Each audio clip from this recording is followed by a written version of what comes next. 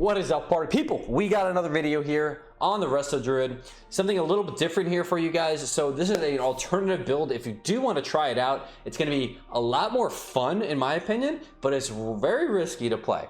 So it's going to be a CC based build. Okay, so you are going to be in cat form, more of a cat weaving style, but not cat weaving in terms of damage. Okay, so this is something that I play in threes and shuffle.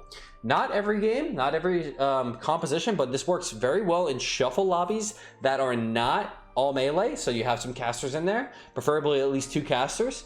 And in threes, when you're playing with double casters, so like Mage Lock or Shadow Priest Lock or stuff like that, that you can give you opportunities to help your team out with a lot of stuns. Okay, these stuns are pretty game breaking and they're really good for mana.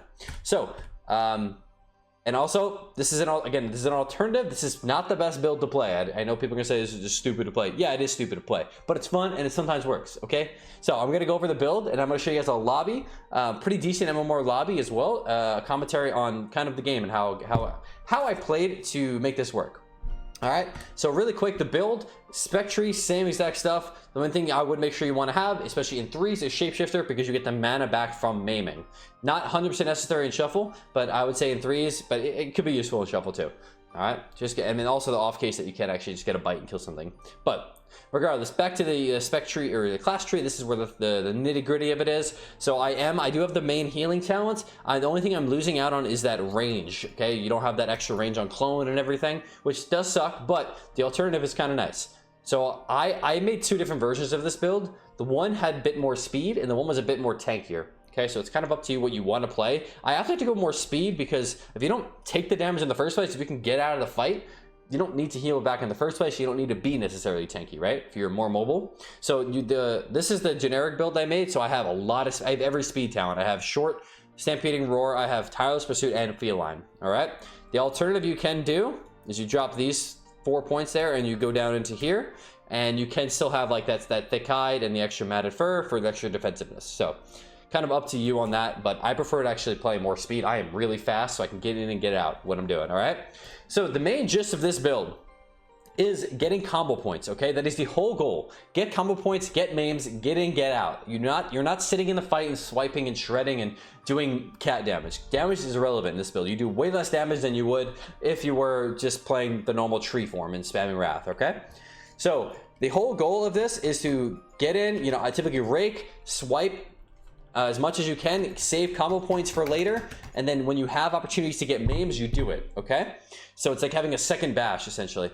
The trick of this is there's 2 different things. One, you got to take advantage of Heart of the Wild. Heart of the Wild gives you 1 combo point every 2 seconds in cat form. That goes for both the cast of Heart of the Wild and the proc. Okay, so when you have this up, you can make sure that you get as much cat form time as you possibly can. All right, so that means sometimes means going behind a course. If I'm in combat here, I can go in cat form. Let me spend here so you can see the combo point generation. I can go behind here and just sit here for a second. I can cancel my trees, wait to get a re-stealth, and I can let's say I drop combat, I get a re-stealth. Now at this point, I can rake 1, maim another, and bash a 3rd maybe. Okay, and then you get in as you're running away. You can throw in some swipes, hit some targets, get out, save the combo points for the next one. The second trick to make this work is cyclone. Okay, when you cyclone a target, I can't cyclone these things, but if you don't already know, if you cyclone a target, you press swipe at them. You will still generate combo points. Okay, get those points, hold them for later. Okay, even if maim is on cooldown, it's good to just get those points and save them. Find them wherever you can. Take advantage of the pets. There's pets everywhere in this game these days. Find any, especially if there's demo locks or unholy decays, there's pets everywhere. So take advantage of that, swipe them up, and save the points for later. Okay, and also take advantage of restarts. I know your trees are really good at healing, but if there are opportunities where your team is topped off, cancel those trees. Okay, I do have a macro in my Twitch chat. If you type in !treants, TREANTS, it's a weak aura. It's a weak aura as well as a macro to cancel your trees instantly. So if I have my trees out, I press that keybind, they're all gone. Okay, or you can manually click them. So up to you. But cancel the trees, let your combat fall. Go in with a rake / maim, potentially / bash. Triple stun, clone the healer, bam, you win the game. Right? I swear it works. All right, so that is it. If you guys do have questions on the build, let me know. I'm going to go a quick solo shuffle round here. So this was a lobby with 2800 DPS. Okay, so this isn't like some goofy, low-rated lobby where people are not stopping things, okay? I'm going to show you where MAME actually just completely put me ahead of this other Resto Druid, all right? So, shut up, Mark. All right, opening up there, that was a really stupid opener. I went right through there. So this is a shitty opener, but we're going to come back from that. We're going to bash the guy, get our hots up, kind of play as normal. So nothing special here yet. Kind of a rough opener here for myself. I had to force out Trinket. Probably didn't need to, actually. I think looking that back. Get the healing up. So again, this is not really able to really utilize the build just yet. I want to get those hots out, get all these trees going. And then once I get time here, I'm going to start switching him to that cat form and taking advantage of the dam. Okay, cloning him. Come on. I could have swore I did a lot in this lobby. Did I not actually? Did I just pick the worst round possible? I could have swore I just watched this back and there was a lot of maiming in it. But okay, maybe it doesn't need to be a lot of maiming. It just takes one maim. Okay. Are we going cat form yet, Mark? Okay, here we go.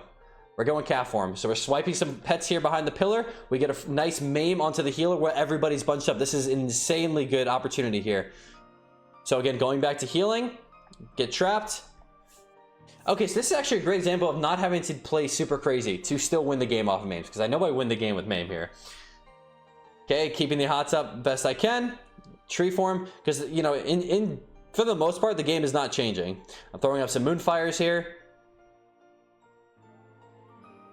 Okay, I could definitely be shifting into cat form and doing a little bit more here. All right, so here I pushed him a cat form. I bashed, got a little bit greedy with that. So I got frozen, but it wasn't the biggest deal because the mage was then ice block. You can swipe into ice blocks as well. Going back into cat form, trying to get those combo points, swiping him. Okay, swiping through Trank. I'm holding onto that stun, so I get a full stun onto the the hunter here into a maim. And I think he actually just dies off this.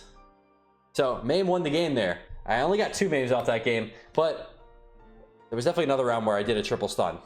Regardless, I want to keep this video short. You get the gist of it. Okay, most of the gameplay doesn't need to change. It's those little opportunities that you do get for maims, okay? There are definitely lobbies where you get more chances than this. I probably could have picked a better one, but you get the idea. All right, so this is a nice alternative if you do want to try this out. So let me know if you have any comments, any questions about this down below, and I'll catch you guys in the next one. Peace out.